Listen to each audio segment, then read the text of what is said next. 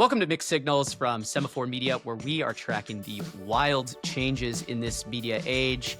I'm Max Tawney, the media editor here at Semaphore, and with me, as always, of course, is our editor-in-chief, Ben Smith. Good to be here, Max.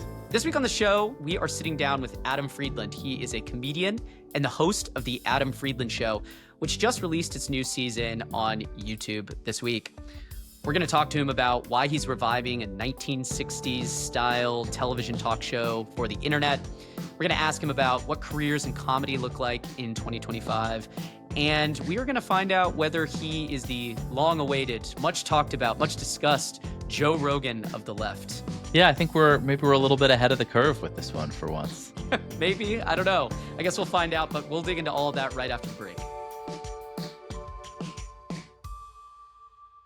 So, Max, I feel like we've been on a bit of a roll with guests lately. I keep hearing about what Chris Black said about gatekeepers being back, and I'm really looking forward to this episode with somebody who I am not sure how he fits into this. But Max, can you tell us about Adam Friedland? Yeah, I'm really excited about having Adam Friedland on the show. This was one of those guests who, when I texted it to my friends to let them know that we were going to be having him on this week, they were extremely excited. Adam Friedland is a very popular, increasingly popular comedian on the internet. He was the co-host of a podcast whose name we're a little bit squeamish about, but it'll probably come up on here anyway. But he was for a long time kind of grouped in with this kind of rising up and coming podcast kind of faction that people on the internet called like the dirtbag left, the Red Scares, the Chapo Trap Houses. But actually, I feel like he's had a lot more success and really broken out beyond that. And one of the reasons we wanted to talk to Adam and why I have found him to be so interesting over the last few years is that it really seems like his stuff has started to both break into the mainstream, and he has also kind of decided to veer in a direction that I don't think we would have seen comedians do even, 5 or 10 years ago. He's doing his own show on YouTube that's like kind of a pseudo late night, but also a long-form interview and comedy show. The episodes last from around 30 to 45 minutes with some pretty increasingly famous guests. He has a new season that's coming out soon that's going to have people on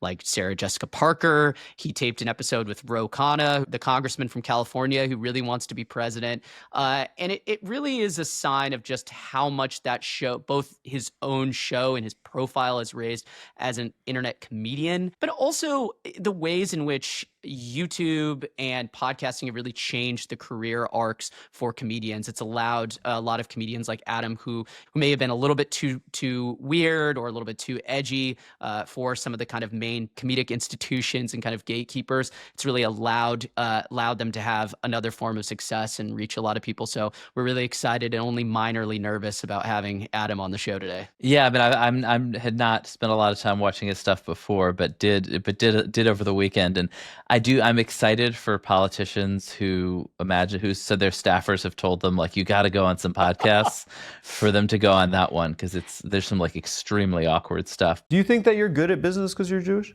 Or do you see that as not playing any relation to that? Zero relation. I'm really bad at business. Yeah?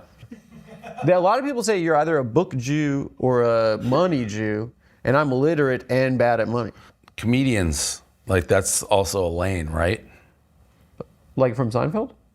Well, Larry David, Seinfeld, yeah. Like. Oh, I thought you said Elaine. No. Yeah, it's the stupidest lane in the entire world. It's a new kind of career arc, and it is interesting the extent to which comedy is now, right at the center of American culture, and these characters like Bill Maher and Joe Rogan are these central figures, and so I'm very interested to talk to him about that as well. Yeah, and this is just my own personal opinion, but unlike those guys, Adam I think is really funny. I think Bill Maher at one point was a an interesting comedian, but I think really these days has leaned into his role and kind of as kind of a pundit. And Joe Rogan I don't think has ever been funny. That's not really part of his appeal. Those may be fighting words, Max. I mean, mean, that's fine. They're welcome to come on the show and debate it with us. Come on to Mixed Signals. I mean, look, those guys obviously have had a lot of success. So obviously there are plenty of people who disagree with me. But I think that Adam is really Adam. I mean, maybe it just appeals more to me. I find the stuff to be just really incredible and really, really sharp. And also, yeah, as you correctly note, I think that he has an ability to kind of throw a lot of people off their game. So it'll be really funny to see if see what version of him we get on this show. He's certainly a rising star, so let's have him on.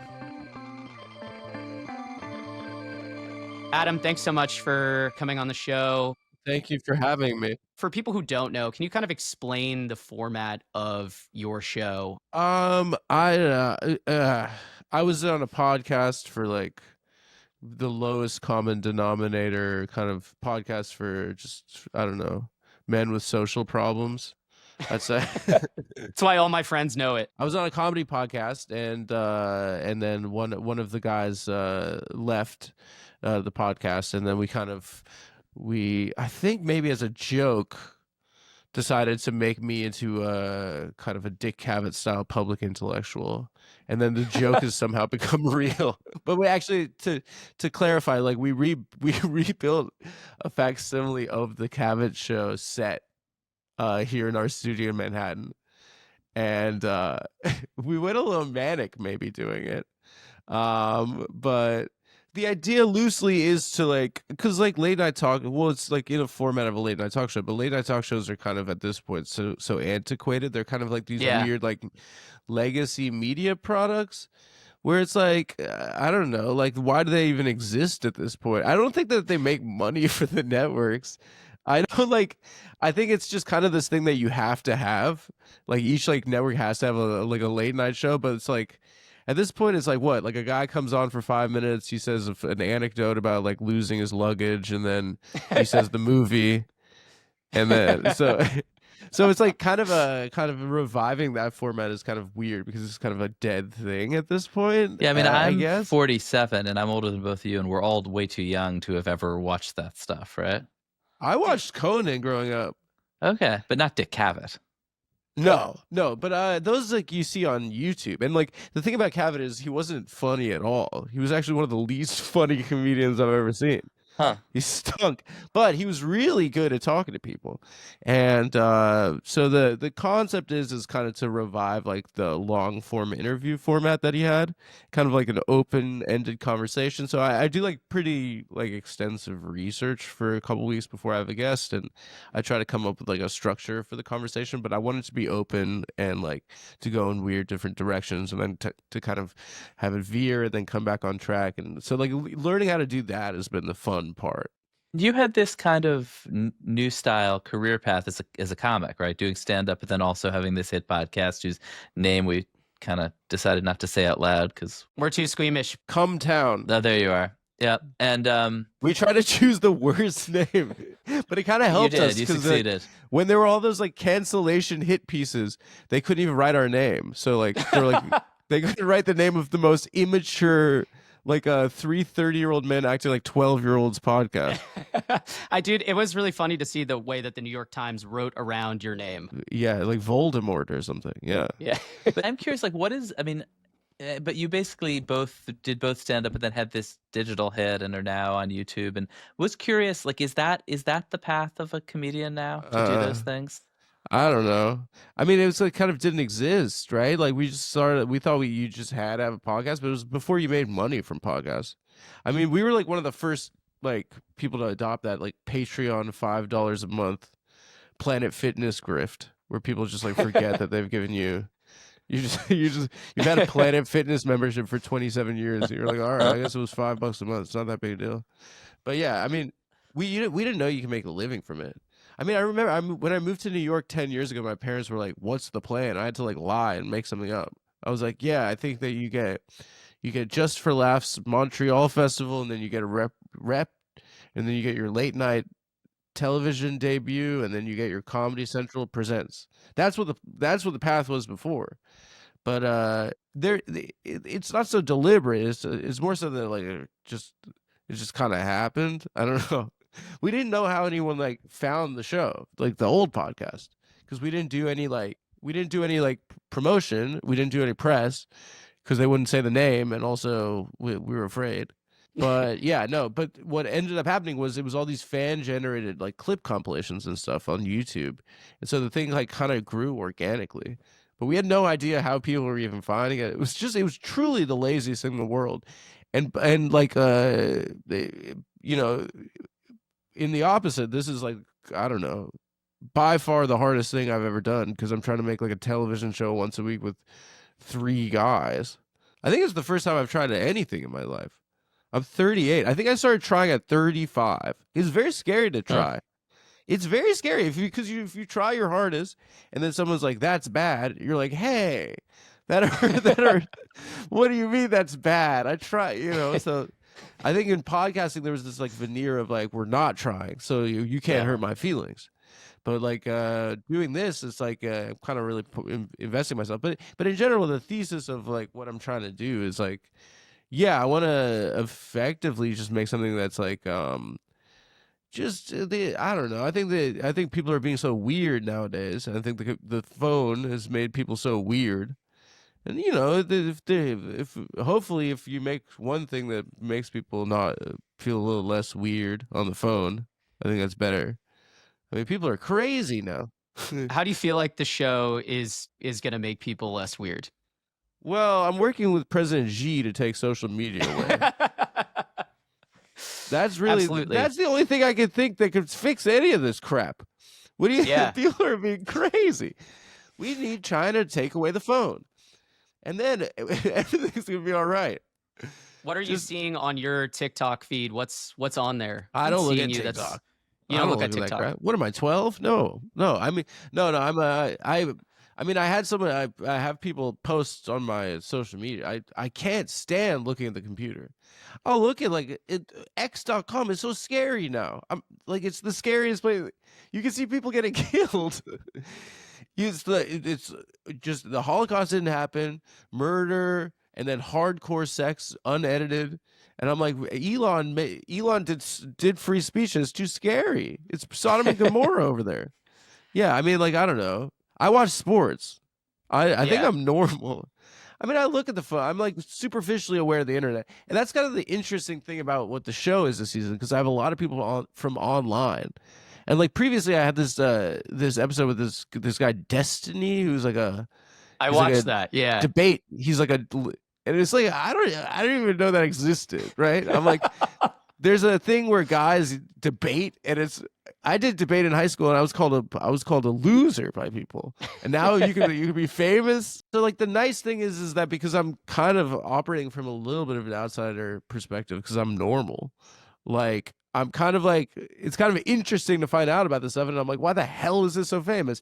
But like within the context of a world that's like very insular, there are things that are real to people that I think, to me, fortunately are like, I'm just like, that's real? I'm like, that's hilarious. But I am really interested in like talking with people, because it does kind of like, it is kind of like just like I don't know, it's just like a kind of a snapshot of reality, or like what like the contemporary moment right now. So that's what's interesting to me, is like why is that famous? Like why is like, why is Trump going on like podcasts for like, MMA stuff? It's like, that's I don't know. Why is Trump going on like CTE style podcasts? That's like, I don't know. That's like kind of a snapshot of a contemporary moment. And guess what? It was probably more successful for him to go on a brain injury podcast than to have Beyonce at the Kamala rally. I mean, there is this like incredibly inane discourse about, finding the Joe Rogan of the left, and which you occasionally get mentioned. Case closed. In there. It's me, 100%. Do you think podcasting is too dumb? Do you think it's too dumb? Like these conversations are too dumb?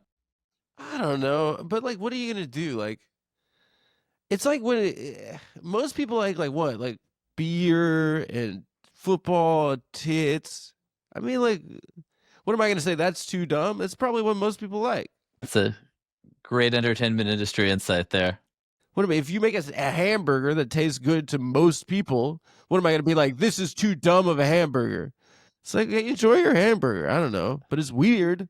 Like it's just weird more so that like the format of it and like kind of what's weird is when you think about the people on the other side, right?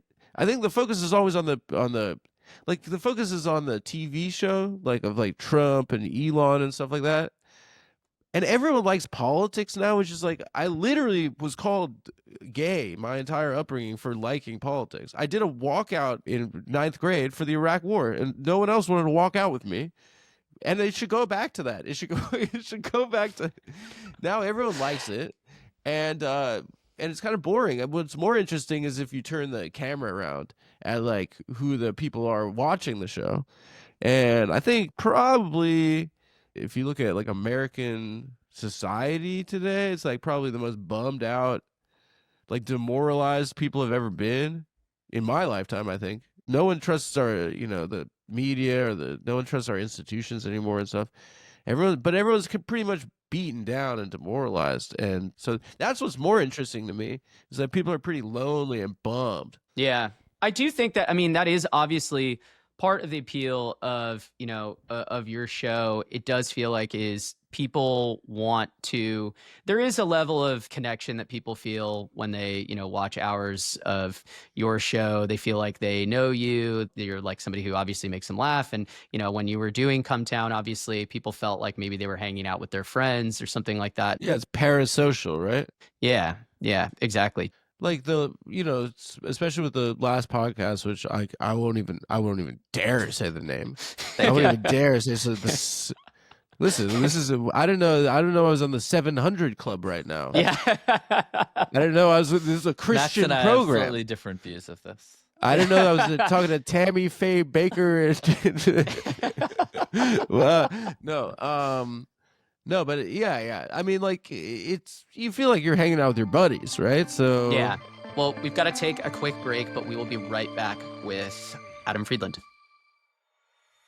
This week on our branded segment from Think with Google, I spoke with Google's VP of Marketing, Josh Spanier, about how marketers can work with creators. So one of the trends that makes journalists like genuinely uncomfortable is this shift to a view of the media world which it's dominated by influencers, and in which successful journalists basically are themselves influencers, should think of ourselves as influencers. It makes us all a little uncomfortable. Is it a good pitch? Let's be careful here, Ben. Are you a creator or are you an influencer? Oh God, I'm not sure I know the difference. As a marketer, I really like creators. So the strength of YouTube has been these incredible creators who follow a topic and create content about that topic, whether it's Gotham Chess around chess or Mark Roper around sort of science experiments. But people engage with those creators because of the content they're producing. The contrast is with influencers who, at its worst, travel the world with a selfie stick, making themselves the center of attention, but it's kind of a hollow, vacuous, and empty relationship. As a marketer, I want creators on my side. And Ben, you are absolutely a creator. You're producing content that people value, including this podcast. All right, I think that term makes me like marginally less uncomfortable, so I'll take it. So how do you guys work with creators? I've got 4 quick tips in terms of working with creators as a brand and as a marketer. The first is simply, you've got to understand who the creator is, what their passions are, what their topic is, and why the audience engages with them. You have to be true to that creator's topic and community. Second, when you actually do a deal with a creator, you have to let the creator be the creator. There is nothing more awkward and embarrassing than a brand trying to force feed a creator to say things in the tone and style of the brand versus the actual tone and style of the creator. So let the creator be the creator. Third, it's nice if you can do a longer term deal, both for the creators but also just for authenticity. Having a creator show up, make a bit of money at one time and disappear is not a great transaction. It feels icky. Do a longer term deal. And finally, from a marketer's perspective, even though influencers and creators are exciting to work with, you still need KPIs, key performance indicators. You still need measurement. You still need to be able to prove that this work is actually driving your business outcomes. So those 4 things will help you work with creators. Where do people find out more about this? Head on over to thinkwithgoogle.com and search for the article entitled 3 Reasons YouTube Creators Are the New Hollywood at thinkwithgoogle.com. I talked to Ted Sarandos recently, who runs Netflix, and who sort of basically asked him about YouTube, and he was like, "Oh, YouTube is cute, and it's like a nice place for people to like get good at their craft before they come to Netflix." And I was curious if you see it that way, if you see it as sort of practice for the main stage, or if you like it on there. What, you brought me up or something? Or what did Sarando say? No, I'm just kidding. Yeah. I wonder actually how, like, if you want to talk in the nitty gritty, I wonder. I mean, you see how much money these freaking guys in Austin are making. You know, they're not doing it through a traditional system, and I think the question is eventually, is the deal? I mean, could you make more money and have creative agency over your product? Yeah. And never have to sell? Sarandos, you bastard. No, no, I mean, like, that's the question. And I think that's kind of what it seems like it's headed in that direction, but we'll see. I mean, like, I'll say this. I have a lot of friends as comedians that work their butts off. They sell a show to Max or something. You know, they get 2 seasons, they sell their, you know, equity in their idea, and then they get canceled, and it sucks, and they're depressed. Yeah. You know, if theoretically I could keep doing this, and I don't have to adhere to a runtime or standards and practices, or like a big, like, publicly traded, you know, daddy, above me, like, I don't know, and I could make more money. I mean, it seems like this is like incentivizes kind of not doing that. But, you know, if Sarandos wants to give me a call, I mean, for the record, I'm not interested.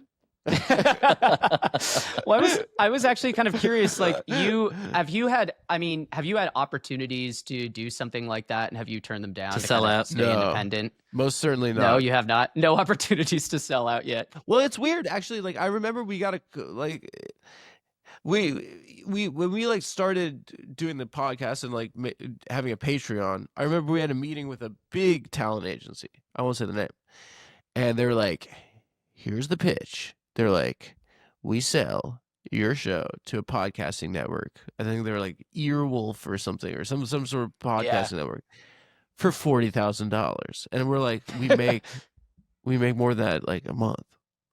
We're Yeah. like, why would we do that? But like, the truth was that the industry like hadn't figured out what it was yet. You know, they were like behind. The exciting thing is right now I'm endeavoring to do something, and I get to do whatever I want. And it's Right. awesome. It's so Right. cool. My ego's gone insane. I mean, these guys are like, I'm Joseph Stalin in this office. I have microphones everywhere. I'm Nixon.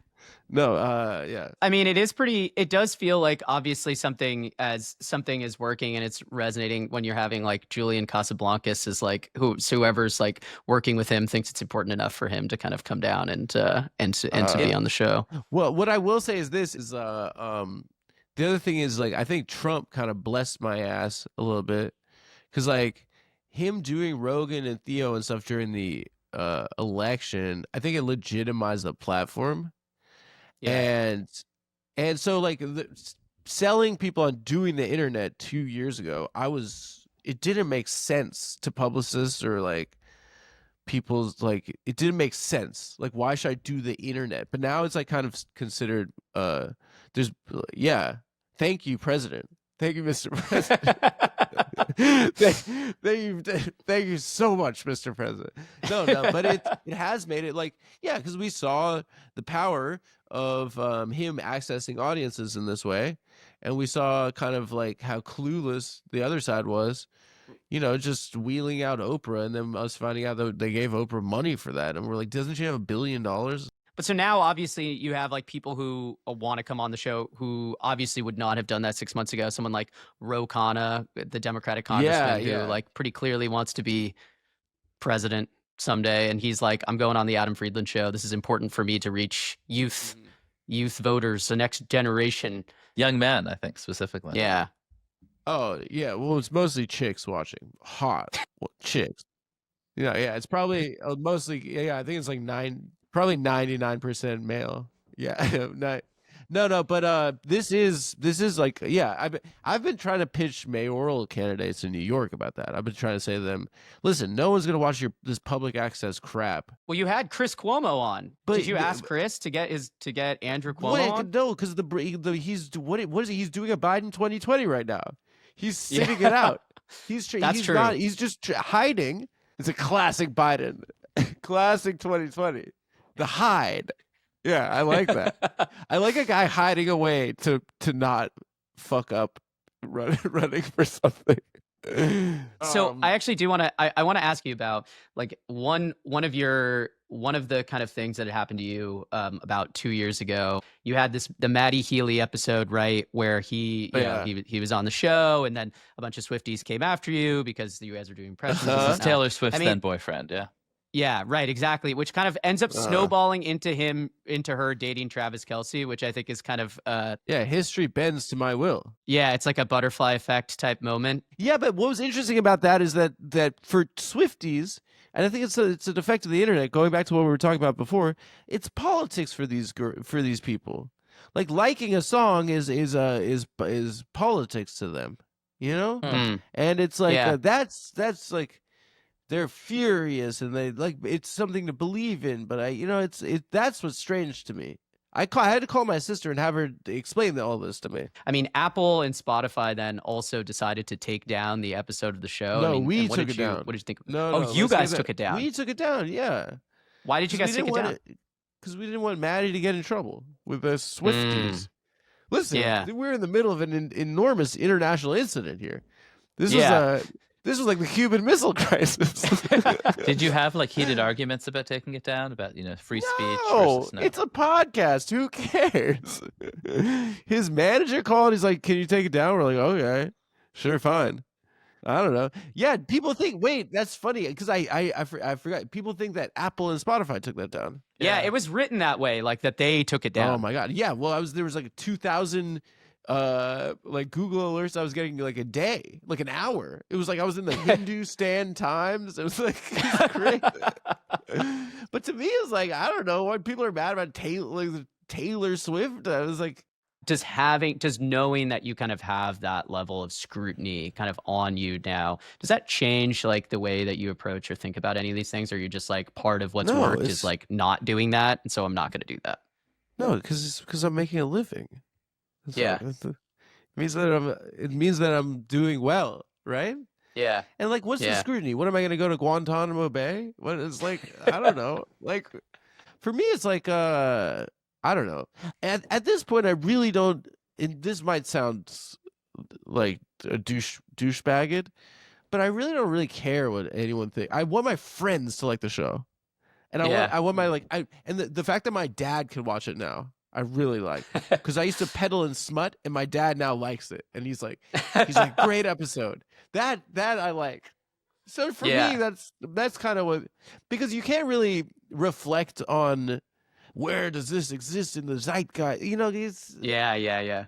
I read a biography. I think Woody Allen's biography, and he said that he was just like he would lock picture because he made movies for 50 years, right? And like, how do you like keep working for 50 years? And he just would lock picture on an edit and then just sit down the next day and start writing the next one.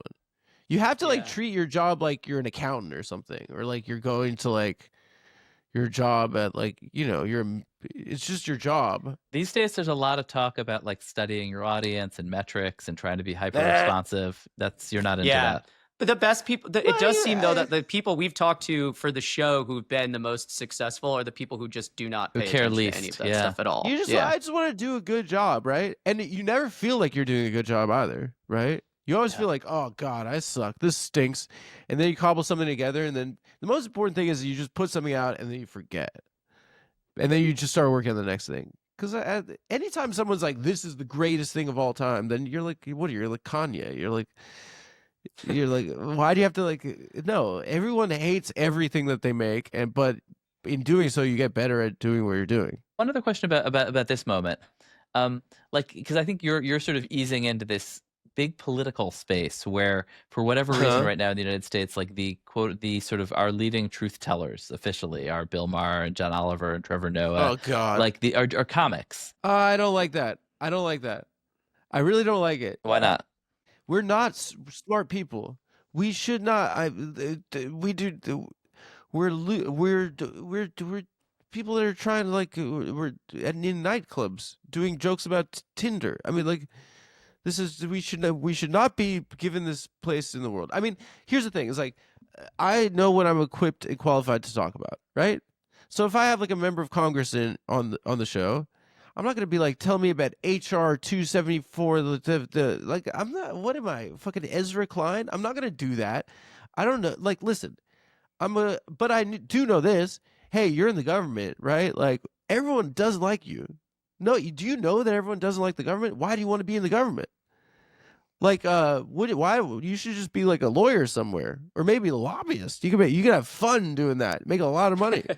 Like, why do you want to be in the government? You know, those are more interesting questions because they kind of speak to, you know, a contemporary moment. And one thing I am aware of, and I do feel confident in saying, is that people are, like I said before, just bummed out. And if you could reflect that in like talking to someone, I think that's a worthwhile endeavor.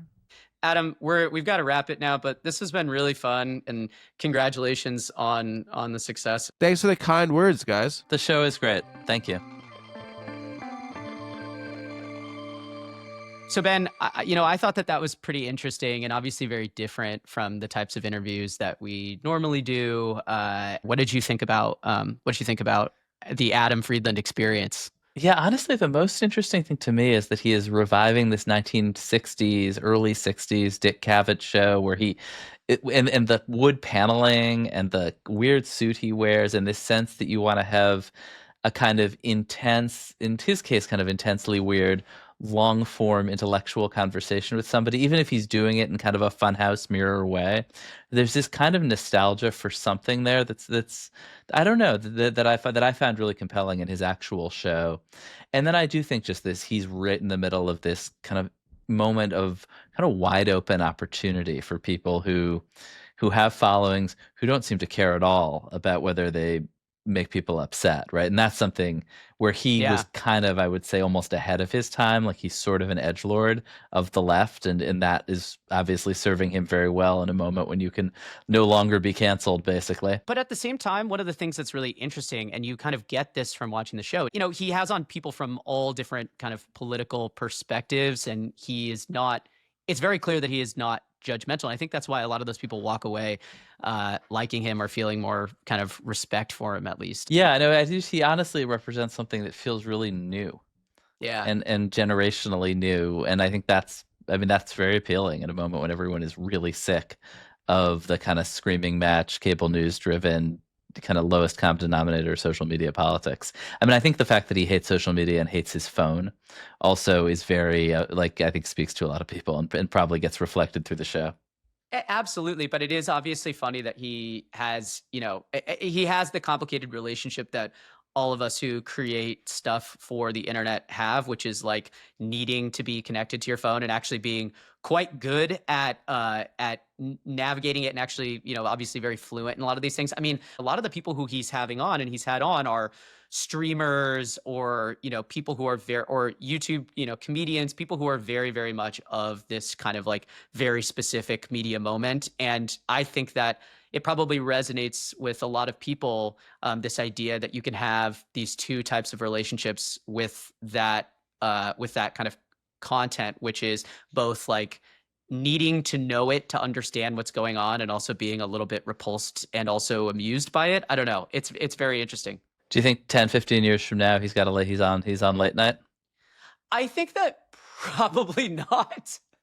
I think that he still has a little bit. He wants to push the boundaries a little bit too much. I think to kind of ascend to that level, and clearly he doesn't really want it. Right? He talked about how he was like, I would be open to that kind of thing, but I want to have my own independence. Right? Like he doesn't want to have somebody looking over his shoulder telling him what he can say and what he can't say. Yeah, although his work reflects this real nostalgia for old-fashioned TV. I mean, that's literally, he's built himself a set from the early 1960s to get back to the glory days of political talk and comedy. I mean, it's really, I don't know, it's interesting. Well, anyway, thank you, Max, for bringing him on. I learned a lot. Thanks, Ben. Well, that's it for us this week. thank you for listening to this very interesting episode of Mixed Signals from Semaphore Media. Our show is produced by Sheena Ozaki, with special thanks to Britta Galanis, Chad Lewis, Rachel Oppenheim, Anna Pizzino, Garrett Wiley, Jules Zern, and Tori Kaur. Our engineer is Rick Kwan, and our theme music is by Billy Libby. Our public editor this week is Ted Sarandos. Ted, listen to the episode. Tell us what you think of Adam Friedland. What do we think? Maybe a deal, maybe not. We'll see. And if you liked Mixed Signals, please follow us wherever you get your podcasts. Please subscribe on YouTube. Feel free to review us. And if you want more, you can always sign up for Semaphore's media newsletter out every Sunday night.